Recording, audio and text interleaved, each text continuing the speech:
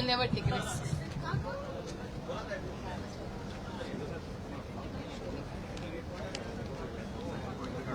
परत थांबा.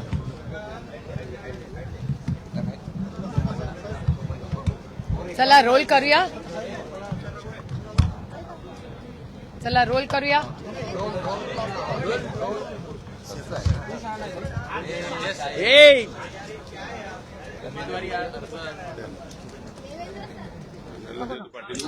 नको राहू.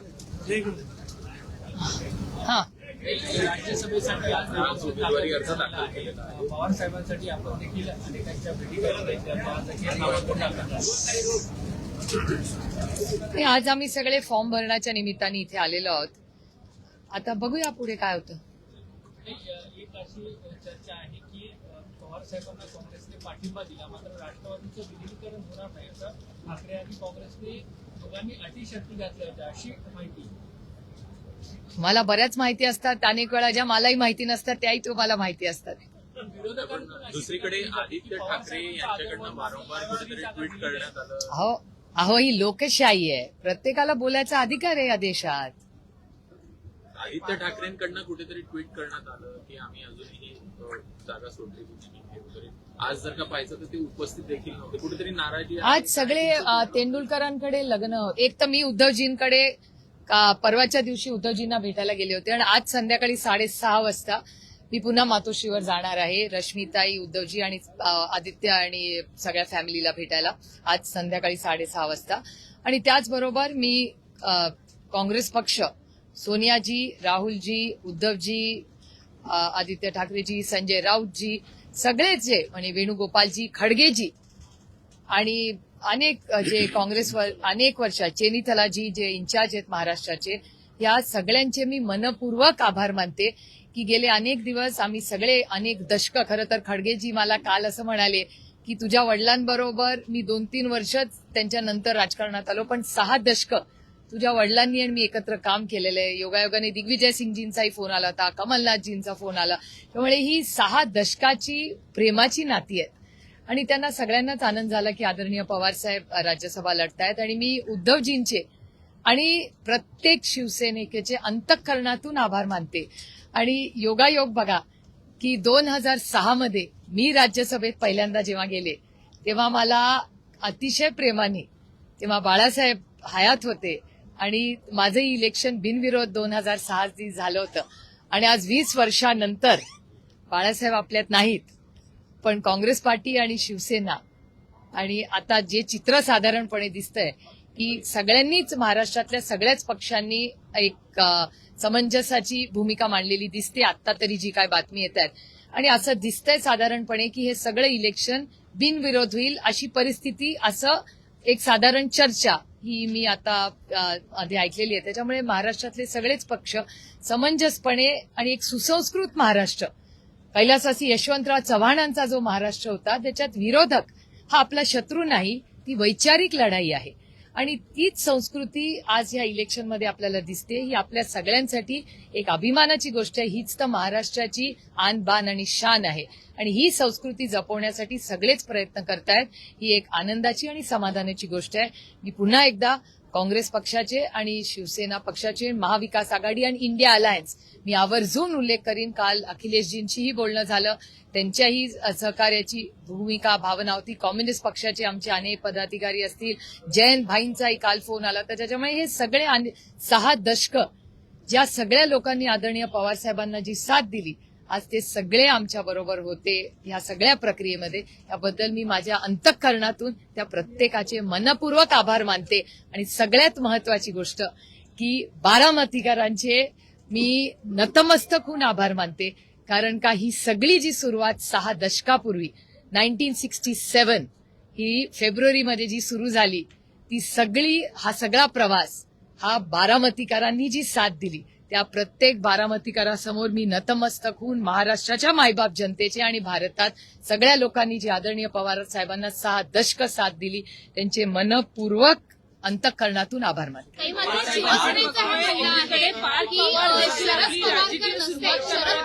शरद पवारकर नसते तर, आणि त्याचा ऐवजी दुसरा चेहरा असता पवारांच्या ऐवजी, तर मात्र शिवसेनेने नक्की उमेदवार दिला असता आणि आमचेच उमेदवार जिंकून आले असते, असं शिवसेना म्हणते. अहो, ही लोकशाही आहे हो. लोकशाहीमध्ये प्रत्येकाला बोलायचा अधिकार आहे ना. आम्ही लोकशाहीवर प्रेम करणारे लोक आहोत.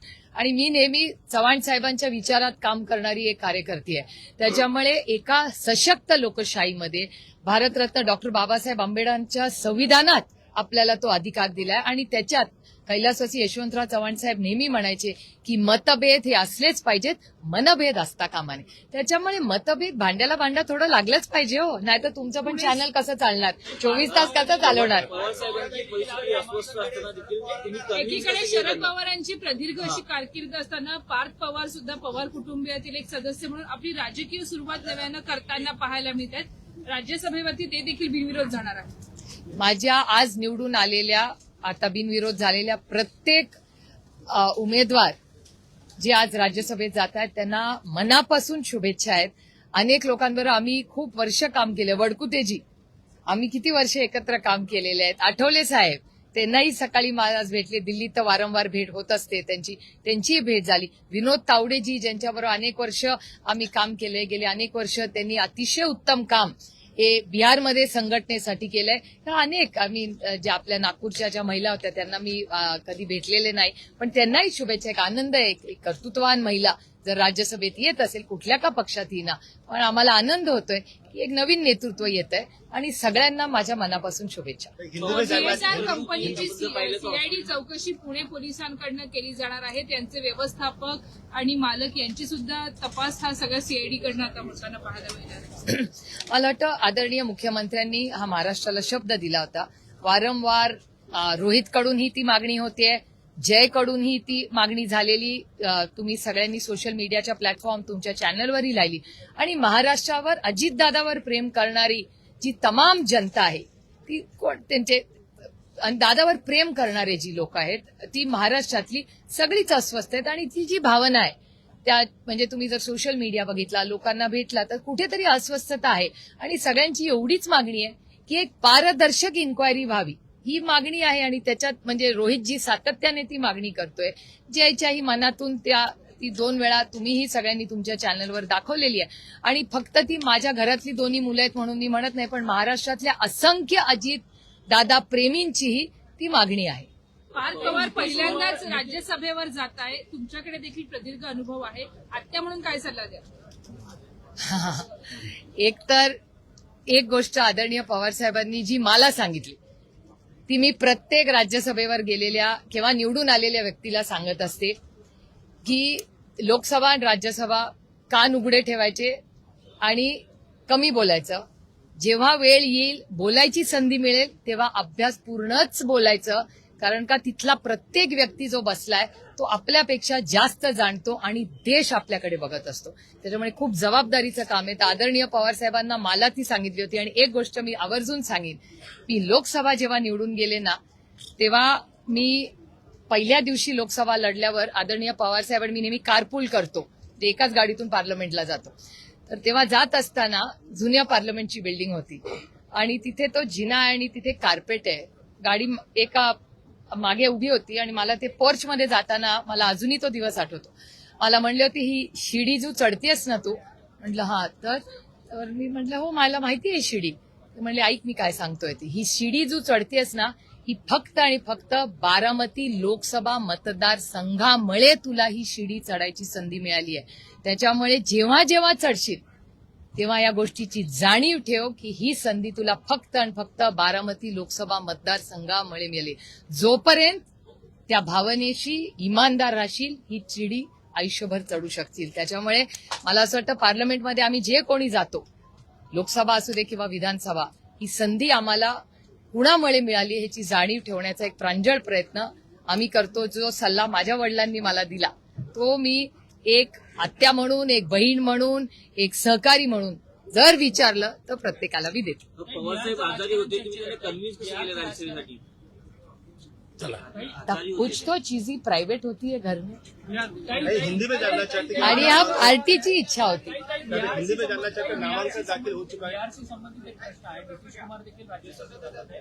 बिहारचं राजकारण चर्चेत आहे. तिथे मुख्यमंत्री बदलपासून वेगवेगळ्या चर्चा घडताना पाहायला मिळतात.